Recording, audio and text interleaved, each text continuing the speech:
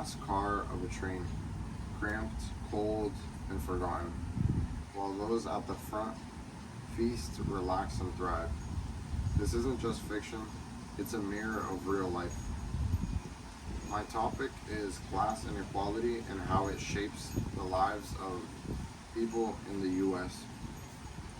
The relevance is how it affects everyone from students to workers and everybody struggling. My three main points are: number one, how Snowpiercer shows real class divides. Number two, how food access and marketing manipulates from young. And number three, how healthcare is unevenly distributed. Let's begin by talking about how a fictional train represents the world we live in. Okay, with my first point, I'll be mentioning the systemic inequality in Snowpiercer and in real life.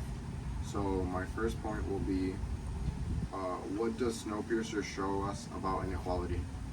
So Snowpiercer shows us some things about how life is structured, and it's not random. So the place that you're put in, whether it's unequal or fair, however you feel, you were put there for a purpose.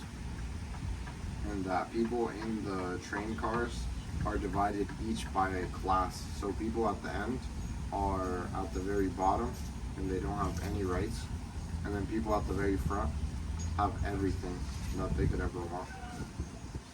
In this system, poor people are forced to the back and they're controlled.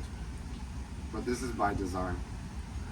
It's a system that just shows how real life works, where poor people are stuck facing these issues and the rich are always winning from them. My second point is to show how is the train in Snowpiercer like our economy.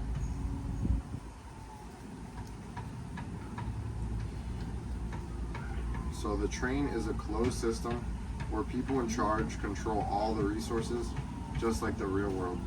They use manufactured security to keep the poor people desperate and dependent. My third point is, how does this relate to real economic systems? On the surface, our capitalist economy seems fair, but really it's tilted towards the wealthy. The top 1% in the US own over 30% and of the nation's wealth. So the bottom 50%, which is middle class, lower class, everyone at the bottom, they own only 2.5% of the US national wealth. That means that people in the 1%, which might be 10,000 wealthy elites, own 30% of everything. So every store that you look at, every mall, every park, everything, they have rights to 30% of that. While the working class, who they're using to power all these things and are the backbone of the US, only have 2.5%, which is basically nothing. Now that we've shown how inequality can be built into the system, let's look at how it plays out in our most basic need. So my second point is basically how the food inequality and how how we're conditioned to be okay with that inequality. Number one, what's a food desert? A food desert is a place where people have little to no access to affordable, healthy food. Over 19 million Americans live in them. Fast food, of course, as always, is almost everywhere, but grocery stores are scarce. So that's just like areas like deserts in Arizona and even places that are flourishing. It could be somewhere where it's very rural and there's just barely any places. Like over here, There's, I think, 30 minutes away, there's places where there's just nothing. And that, while it does seem like most places nowadays, even though we are close to places like Walmart, Publix, Sam's Club, and other stores like that, we're just forced into buying at these places that are extremely expensive, and they never have cheap, accessible, healthy meals, which is what I'm going to talk about next. And that is, why is it harder for low-income people to eat healthy? Healthy food is usually more expensive. People in food deserts don't have many options. It takes time and money they don't have. So sadly, there's almost always forced to buy extremely processed and greasy food because they have cheap and filling options like McDonald's, Chick-fil-A, which I'm going to talk about in a second. Those places, they hire people, minimum paying jobs. They don't offer good quality food, and they're just there to profit as much as they can. That's why they buy things in bulk and they feed you the worst possible slop they can. It's awful. Number 3, how are we conditioned to eat poorly? So why are we conditioned this way? From a young age, kids are rewarded with junk food like candy, McDonald's, and Chick-fil-A for doing well, or even now for the bare minimum, like by behaving or not screaming. This is normalized unhealthy, low nutritious food as a treat. This combo aids with cheap food.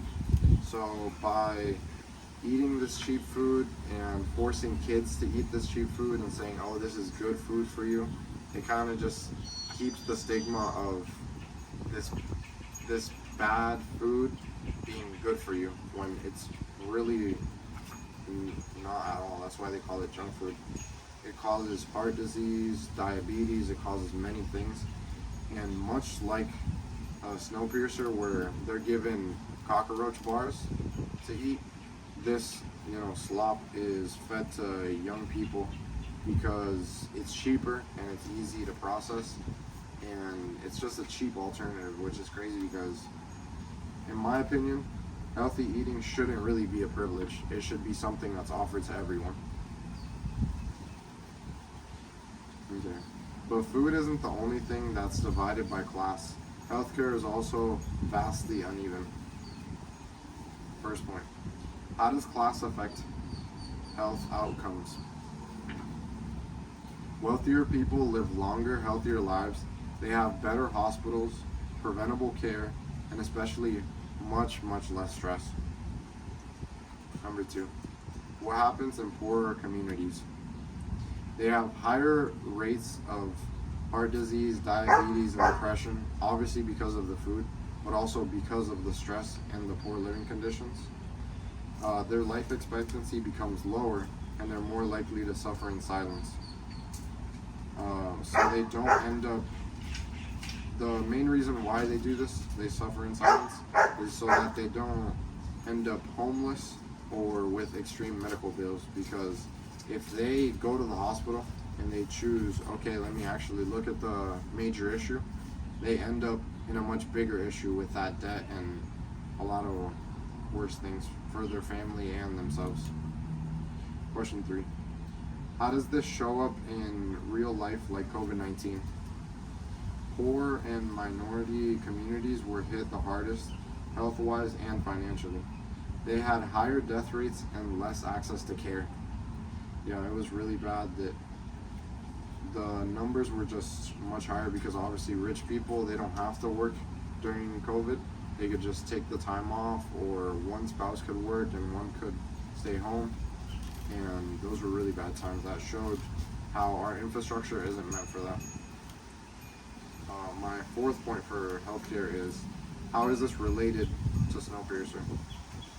In the movie, the poor or people in the back were seen as expendable. They were just like how our system often treats real people based on class. And a good example of this expendability, I'd say, was right around the start of the movie. There's a kid that's dragged out from the back of the carts, and he reaches all the way to the front and is told, oh, we have a job for you, we need this kid. It's thought of as a good thing, but in reality, he's forced to work in a very small, encased area, and it's awful. He's basically just set on a path to die soon, and they're just forcing these kids from the back to do whatever they want. In conclusion, we saw how Snowpiercer symbolizes structured inequality, how fast food and food deserts and food conditioning trap low-income families, and how healthcare access is unjustly determined by class. Lastly, I wanted to state that if the train is our world, and we have to ask ourselves, who's driving it and why are so many people still riding in the dark? Yeah.